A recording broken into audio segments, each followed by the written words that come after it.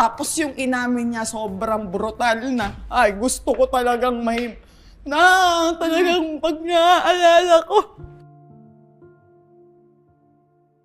Basta yung naaalala ko na nandidiri ako sa sarili ko, sa baby ko. Naawa ko kay Bia, hindi ko alam saan ako lulugar.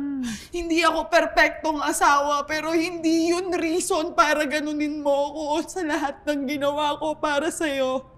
Sa lahat ng pagtatanggol ko, sa lahat ng, alam niyo Pinatawad mo. Pinatawad kita ng buong, hindi karupukan tanga or scripted yon. Pinatawad kita ng totoong buhay, ng totoong puso ko.